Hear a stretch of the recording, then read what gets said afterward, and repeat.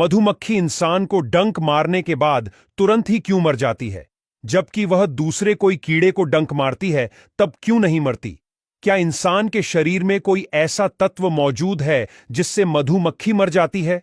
आइए जानते हैं मधुमक्खी के मरने के पीछे का रहस्यमयी विज्ञान। मधुमक्खी की यह बात हम 3 स्टेप में जानेंगे। पहले स्टेप में जानेंगे कि शहद कैसे बनता है। दूसरे स्टेप में जानेंगे कि मधुमक्खी के छत्ते में मोम कैसे बनता है और कौन बनाता है। आखिरी स्टेप में जानेंगे कि मधुमक्खी इंसान को डंक मार के क्यों मर जाती है। ये तीनों स्टेप पसंद आए तो पेज को फॉलो जरूर कर लेना। स्टेप 1, आइए जानते हैं कि शहद कैसे बनता है। शहद बनने की क्रिया बहुत ही अद्भुत और किसी जादुई करिश्मे से कम नहीं है।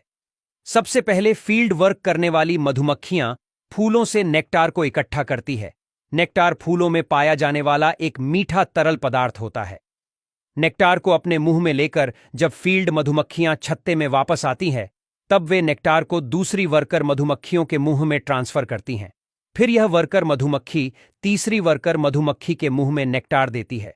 यह आदान प्रदान बार बार किया जाता है और हर बार ट्रांसफर करते समय वर्कर मधुमक्खियां अपनी लार में मौजूद एंजाइम्स को नेक्टार में मिलाती जाती हैं, जिससे नेक्टार गाढ़ा होता जाता है और जब शहद के रूप में बदलने के करीब होता है तो इसे छत्ते की हेक्सागोनल कोशिकाओं में स्टोर किया जाता है। स्टेप 2, अब जानते हैं कि छत्ते में मोम कैसे बनता है और कौन बनाता है। मधुमक्खी के छत्ते में मोम केवल युवा वर्कर मधुमक्खियां बनाती हैं। ये मधुमक्खियां आमतौर पर 12 से 18 दिन की उम्र में ही मोम उत्पादन शुरू करती हैं। दरअसल मधुमक्खी के पेट के निचले हिस्से में 8 मोम की ग्रंथियां होती हैं, जो मोम के छोटे छोटे टुकड़ों का निर्माण करती हैं। लेकिन यह मोम उस समय पतला और सख्त होता है जिसको मधुमक्खी अपने मुंह में चबाकर नरम करती है। नरम मोम का उपयोग करके मधुमक्खियां छत्ते की हेक्सागोनल कोशिकाएं बनाती हैं। यह संरचना सबसे मजबूत और सबसे कम सामग्री का उपयोग करके बनाई जाती है। मधुमक्खी को मोम के उत्पादन के लिए ऊर्जा चाहिए होती है, जो उसको शहद से मिलती है। आमतौर पर 1 किलोग्राम मोम बनाने के लिए मधुमक्खियों को लगभग 6 से 7 किलोग्राम शहद की आवश्यकता होती है। सोचिए कि मोम बनाने में कितनी मेहनत और ऊर्जा लगती है। अब जानिए कि मधुमक्खी इंसान को डंक मारने के बाद क्यों मर जाती है। दरअसल मधुमक्खी डंक मारने से नहीं, लेकिन उस दौरान होने वाली समस्या से मरती है। जब मधुमक्खी डंक मारती है तब वह अपने शरीर में मौजूद जहर की ग्रंथि से अपिटॉक्सिन नामक तत्व इंसान के शरीर में दाखिल करती है।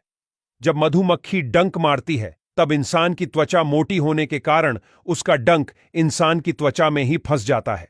दूसरी ओर डंक मारने के बाद मधुमक्खी अपने शरीर को इंसान के शरीर से अलग करने की कोशिश करती है, लेकिन डंक त्वचा में फंसे होने के कारण आसानी से बाहर नहीं निकल पाता है और खिंचाव के कारण मधुमक्खी के शरीर के कुछ हिस्से, पाचन के अंग और मांसपेशियां टूट जाती है और मधुमक्खी का डंक इंसान के शरीर में फंसा रह जाता है। यह घटना इतने माइक्रोसेकंड में होती है कि खुद मधुमक्खी को और इंसान को भी इसका पता नहीं चल पाता।